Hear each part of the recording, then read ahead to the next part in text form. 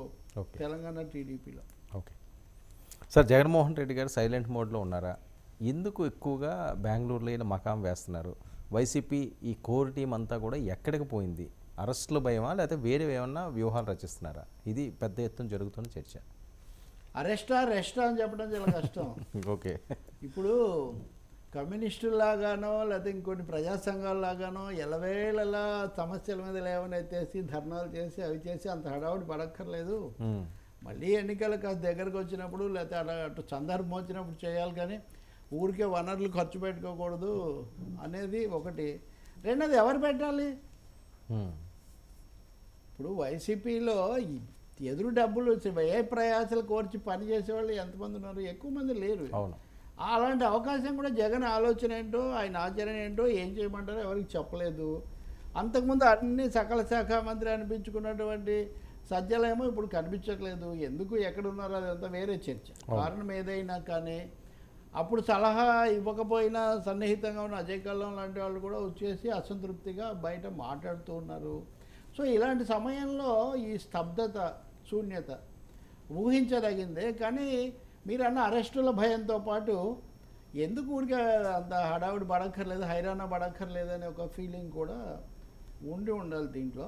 అందుకని జగన్ కూడా మీరు చూడండి, నాయకులను మొన్న కార్యదర్శులందరినీ మార్చారు. అవును, తరచూ రకరకాల ప్రణాళికలు ఉన్నాయి. సైలెంట్ అంటారా?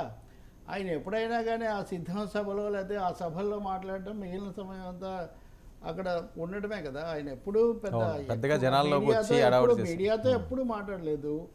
ఆ సభల్లో అధికారిక సభల్లో అధికారిక ప్రవచనాలు చేయడం తప్ప ఉపన్యాసాలతో ఊగిపోవడం అన్నది ఎప్పుడూ లేదు. సో ఈ నేపథ్యంలో కేసుల భయం ఉంది, తప్పకుండా ఉంది.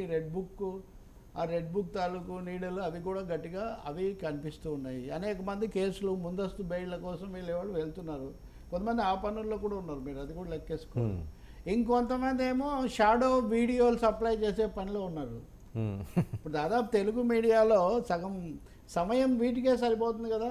అవును, వీళ్ళలో ఒకరిద్దరి మీద చర్యలు తీసుకోకపోవడం కాకుండా, అంటే జగన్ కూడా ఇప్పుడు ఆలోచించవచ్చు ఏ విధంగా వీళ్ళందరూ వ్యవహరించారు, ఆ రోజుల్లో తను వాటన్నిటిని కనీసంగా ఇది చేశారా లేదా. అంటే ప్రత్యర్థులు ఏం చేస్తున్నారని వదిలేయండి, ముందు తన ఇల్లు తను చక్కబెట్టుకోవడం గురించి ఆలోచిస్తే ఇవన్నీ కనిపిస్తున్నాయి. సో ఈ కారణాలన్నీ దీని వెనుక ఉన్నాయని భావించవచ్చు. ఇంకా ఎన్నికలప్పుడు వస్తాడు ఆయన, అంటే 2 ఏళ్ల ముందు అట్లా తప్ప రోజు హైరాణ పడే పరిస్థితి వైసీపీకి ఏమి ఉండదు.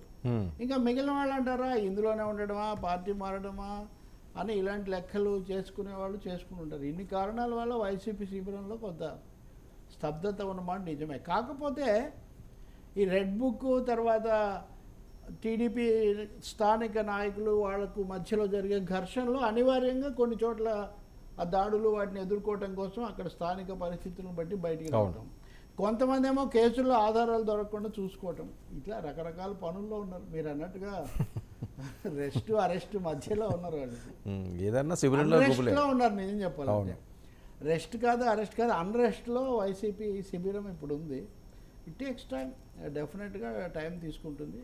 ఒక ప్రణాళిక కూడా ఇంతవరకు ఏం ప్రకటించారు. మీరు చూడండి, ప్రభుత్వం మీద విధానాల పరమైన సమగ్రమైన విమర్శ కానీ, ఓడిపోయిన తమ తాలూకు ప్రభుత్వం దాని మీద ఆత్మవిమర్శ కానీ ఏమీ లేదు. జస్ట్ లైక్ దట్ కాలం గడపటము, మధ్యలో ఒకసారి ఎంట్రీ ఇచ్చి దాడి చేసి విమర్శించేసి వెళ్ళిపోవటం, ఇదే జరుగుతుంది. ఒక క్రమానుగతమైన ఆర్డర్లీ రెస్పాన్స్ వైసీపీ నుంచి ఇంతవరకు లేదు. ఎన్నికల్లో ఓడిపోయిన తర్వాత ఢిల్లీలో ధర్నా చేసినప్పుడు ఒకటి తప్పితే అదే అయిపోయింది.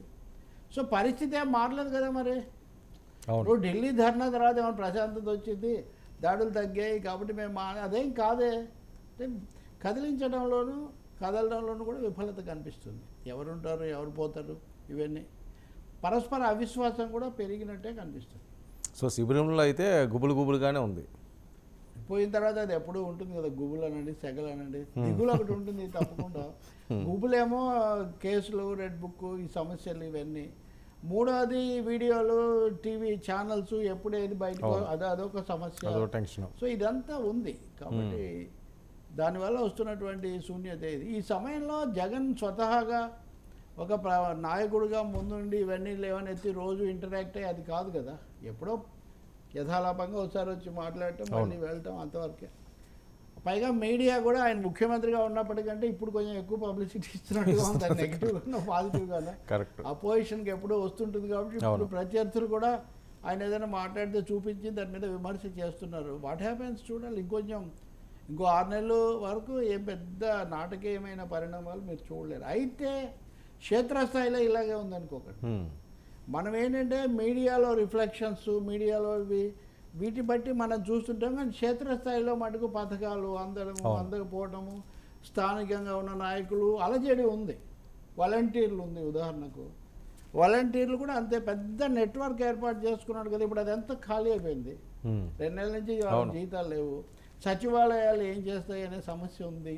ఇప్పుడు ఉద్యోగులకు సంబంధించిన అంశాలు కూడా కొన్ని వస్తున్నాయి. కాబట్టి క్షేత్రస్థాయిలో కానీ ప్రభుత్వ కార్యాలయాల్లో కానీ ఆలోచనలు ఉన్నాయి. రాజకీయంగా వైసీపీ కేంద్ర కార్యాలయమే అసలు కార్యాలయాన్ని కూడా తన ఇంటి నివాసానికే మార్చుకుంటారని కూడా మనం విన్నాం కదా. అసలు ఊహించలేనిది కూడా ఎవరిని అలా ఆ రకంగా మారుస్తారండి. అంటే ఊహించలేనిదంటే ఇంకా వేరే యంత్రం. నేను చెప్తున్నాను కదా,